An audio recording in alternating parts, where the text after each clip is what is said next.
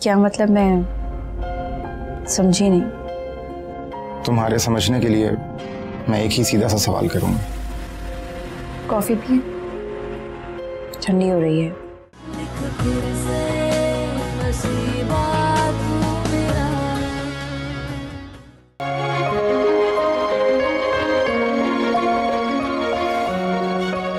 क्या हो रहा है? खाना बन रहा है? जी ताईजान। वैसे तुमने इस पत्थर और ईंट के मकान को अपनी प्यार और मोहब्बत से घर बना दिया, वरना इससे पहले मुझे किसी के वजूद का एहसास भी नहीं होता था। एक बात कहूं? जी ताईजान, इसमें पूछने वाली क्या बात है? चाहता हूं कि क्यों ना अपने भाई की निशानी को हमेशा के लिए इस घर में रख लूं। क्या मतलब? मैं समझी नहीं। बेटा, मैं चाहता हूं कि तुम फैसल से शादी करो।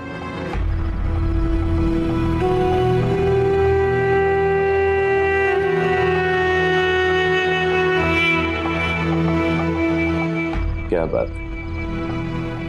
तुमने मेरी बात का कोई जवाब नहीं दिया।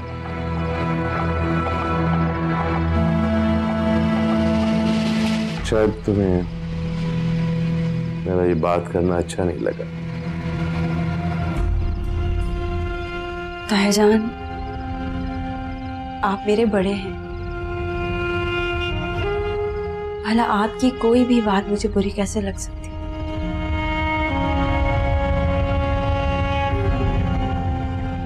लेकिन मैं फैसल से शादी कैसे कर सकती हूँ?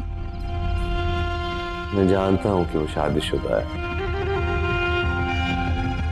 मगर शादीशुदा होकर भी उसे अपनी बीवी का सुख नसीब नहीं। ऐसी शादी, ऐसी बीवी का क्या फायदा जो जिंदगी में सुकून के बजाय अजियत दे। ताईजान, मियाँ बीवी का रिश्ता ही ऐसा होता है। इसमें छोटी छोटी बात पर तकरार ना हो तो मोहब्बत का अंसर ही खत्म हो जाता है।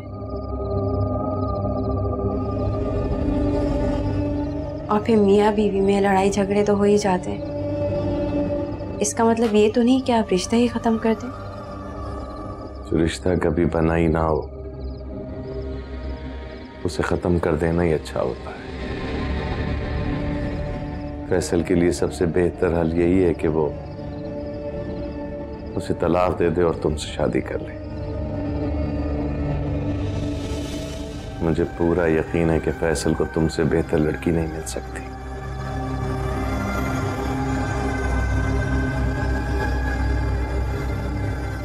बेटा,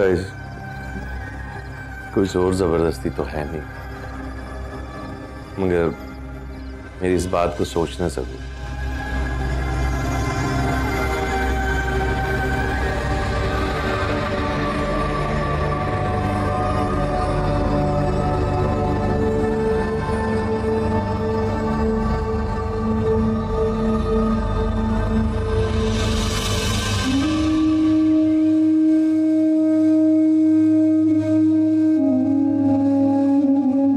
आज ऑफिस जाने का प्रोग्राम नहीं है? नहीं, आज घर से काम करने को बोला। अच्छा, ये बताएं कि फैसल और आनिया के डिवोर्स पेपर तैयार हो गए? हाँ, हो गए। लेकिन एक बाप के लिए बहुत मुश्किल होता है कि वो अपनी बेटी के लिए इस तरह का कदम उठाए। ठीक कह रहे हैं आप। हमने फैसल के मामले में बहुत जल्दबाजी की। हमें आनिया के साथ जबरदस्ती नहीं करनी चाहिए थी। मुझे फैसल से ये उम्मीद बिल्कुल भी नहीं थी। मैं तो उसे बहुत अच्छा और समझदार इंसान समझती थी। मुझे भी फैसल से ये उम्मीद नहीं थी, न जाने फैसल को समझने में मुझसे कहां गलती हो गई, लेकिन मैं आज भी ये बात दावे के साथ कह सकता हूं कि फैसल आनिया के लिए बेस्ट चॉइस था। सही कह रहे हैं आप, मियाँ बीवी में कहाँ झगड़े नहीं होते। खैर, शायद किस्मत में यही लिखा था।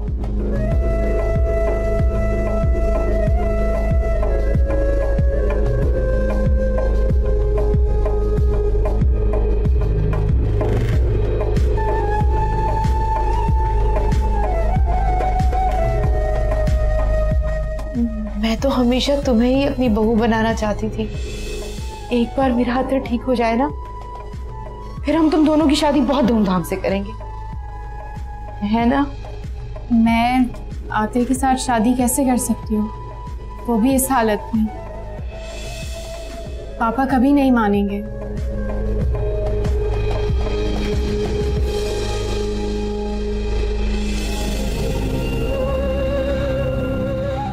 हेलो आंटी, मैं आनिया बात कर रही हूँ। हाँ आनिया, कैसी हो तुम?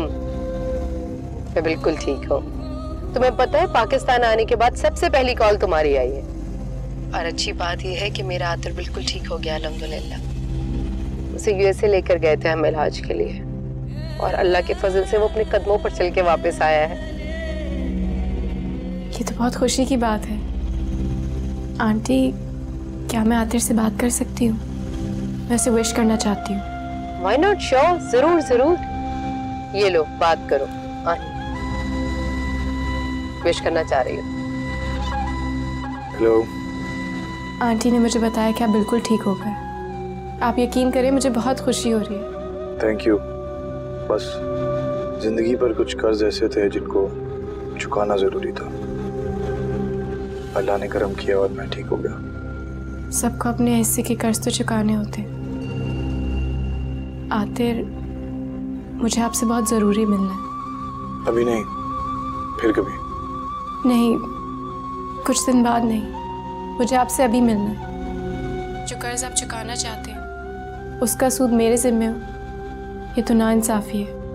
क्या मतलब? आज आप मुझसे मिलें, मैं आपको सब बता दूंगी। खुदा हाफिज।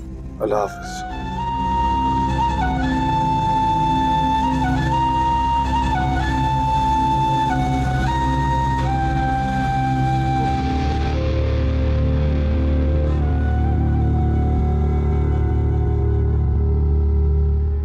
जी मैं देख लेता हूँ। Okay bye.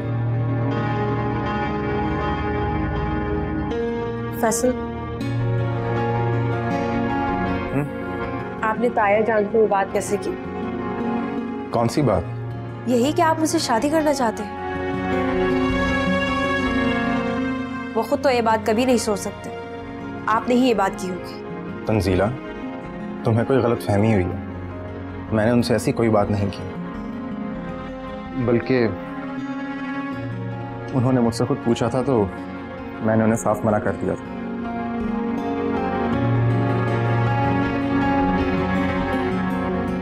क्योंकि मैं जानता था कि तुम्हारा रिएक्शन ऐसा ही होगा। देखो तंजीला, मुझे नहीं पता था कि मेरे इनकार करने के बावजूद वो तुमसे ये सवाल करेंगे। अगर मुझे अंदाजा होता तो मैं उन्हें सख्ती से मना कर देता, लेकिन अगर बात हो ही गई है तो इसमें हर्जी क्या है? क्या तुम मुझसे शादी नहीं कर सकती?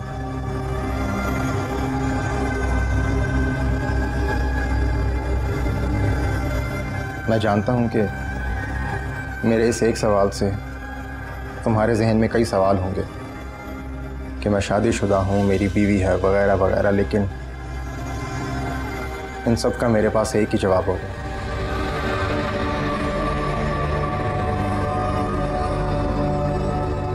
कहीं ना कहीं मैं तुम्हें पसंद करने लगा हूं।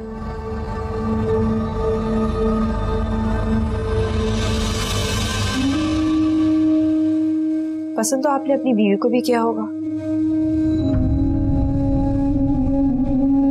मोहब्बत की शादी थी ना आपकी, तो अब क्या हुआ? खत्म हो गई मोहब्बत? फसल मोहब्बत कोई वक्त गुजारने का नाम नहीं और ना ही दिल बहलाने की चीज है जो आज इससे की और कल उससे। मोहब्बत जिंदगी में एक बार की जाती और जिससे की जाती है फिर जिंदगी उसी के नाम लिख दी जाती है, उसी के नाम के साथ जी जाती है, फिर वो आपके साथ हो या ना हो।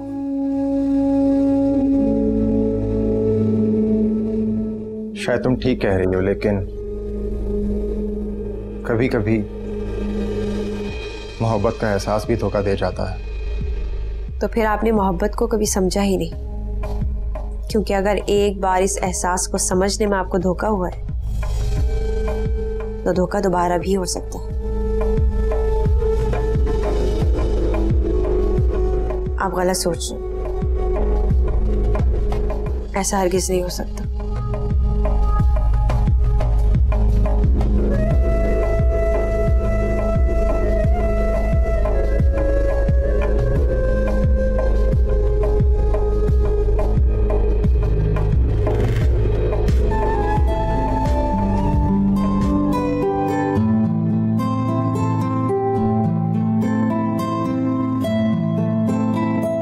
अस्सलाम वालेकुम। वालेकुम अस्सलाम। कैसी हो नौरी? मैं बिल्कुल ठीक हूँ। आतिर आप कैसे हैं? आप यकीन करें मैंने दिन रात दुआएं की कि आप बिल्कुल ठीक हो जाएं। और अम्मी तो हर जुमेरात गाजी शाह के मज़ार पर जाती थी और गरीबों में न्याज तकसीम करती थी। और अल्लाह का लाख लाख शुक्र है कि हमारी दुआएं रंग ले आईं और आप बिल्कुल ठीक हो गए। आपको अंदाजा नहीं है आज मैं कितनी खुश हूं।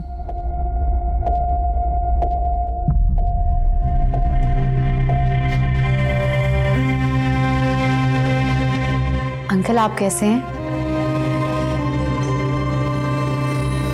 ठीक। मैं जरा फ्रेश हूँ। श्योर। आंटी, क्या अंकल अभी तक मुझसे नाराज हैं? उन्होंने तो मुझसे सही तरह बात भी नहीं की। Don't take it negative. वो लंबी फ्लाइट से आए हैं, थके हुए हैं, रेस्ट करेंगे, ठीक हो जाएंगे। और तुम्हारे कदम तो मेरे घर के लिए इतने गुड लक साबित हुए। तुम इस घर में आई और मेरा आतिर अपने कदमों पे खड़ा हो गया। वो तुमसे क्यों नाराज होंगे भला? ये तो आप कह रही हैं, लेकिन जिसे मानना चाहिए उसने तो सही तरह जवाब भी नहीं दी।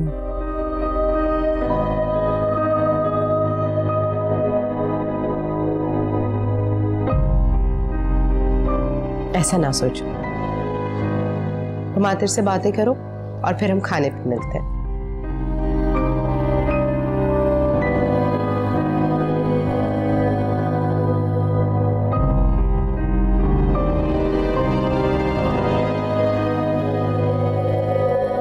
मैंने इतनी खुशी से आपका वेलकम किया और आपने मेरी तरफ एक नजर भरकर भी नहीं देखा।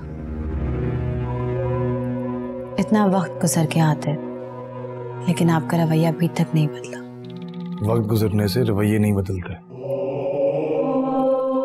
तुम्हारी ख्वाहिश इस घर में आना थी, मेरे अपाहिज होने का तुमने फायदा उठाया और आ गई। मगर मेरी चाहत कुछ और है। अच्छी तरह जानती हूँ मैं आपकी चाहत। मेरा ख्याल था कि आप उसे भूल गए होंगे। नादान हो तुम,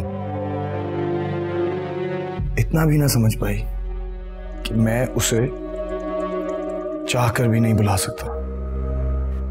ये मोहब्बत के बाजार में दिलों के सौदे हैं। तुम इनकी कीमत क्या जानो? और रिश्तों की कीमत? रिश्तों की भी कोई कीमत होती है। एक ताल्लुक को आप आज तक नहीं भूले। क्या रिश्ते उस ताल्लुक से ज्यादा कमजोर हैं? बिल्कुल गलत। इस रिश्ते का मुकाबला उस ताल्लुक से बनता ही नहीं। वो ताल्लुक मैंने दिल से जोड़ा था और ये रिश्ता मजबूरी से, और मजबूरी में किए गए फैसले अक्सर नुकसानदेह साबित होते हैं।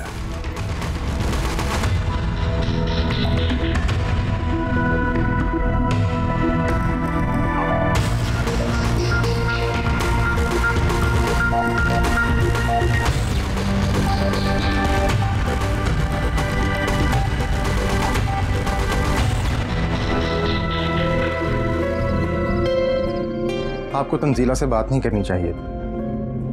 मेरे मना करने के बावजूद आपने जिक्र किया उससे इस बात का। मैंने वही किया जो मुझे करना चाहिए था।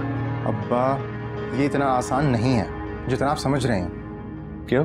उसमें मुश्किल क्या है? क्या तंजीला खूबसूरत नहीं है, अच्छी नहीं है, पढ़ी लिखी नहीं है? और सबसे बढ़ के ये कि वो मेरे मरहूम भाई की आखिरी निशानी है। मैं नहीं चाहता कि मेरे भाई के इस दुनिया से जाने के बाद उसने जितनी मुश्किलें उठाई हैं वो मजीद आगे भी इस तरह की मुश्किलों का मुंह देखे। आप ठीक कह रहे हैं। तंजीला एक बहुत अच्छी लड़की है और मैं उसे पसंद भी करता हूं, लेकिन क्या तुम आनिया को छोड़ना नहीं चाहते? अगर ऐसा है तो उसे मनाकर अपने घर ले आओ और उसकी हर शर्त मानकर उसे हमेशा के लिए अपना लो, वरना मुझसे अपना ताल्लुक खत्म कर लो, क्योंकि इस शर्त के बगैर वो तुम्हारी जिंदगी में, इस घर में कभी नहीं आएगी। नहीं अब्बा, इसका तो सवाल ही नहीं पैदा होता। मैं आपको नहीं छोड़ सकता। तो क्या फिर तुम सारी जिंदगी इसी तरह गुजारना चाहते हो कि बहू अपने घर में, तुम अपने घर में? रिश्ते इस तरह नहीं निभाए जाते फैसल। अब्बा, असल मसला ये है कि तंजीला मुझसे खफा है। उसे लगता है कि मैंने आपसे कहा है कि मैं उससे शादी करना चाहता हूं। तुम उसकी फिक्र मत करो, मैं उसे मना लूंगा, वो मेरी कोई बात नहीं टालेगी।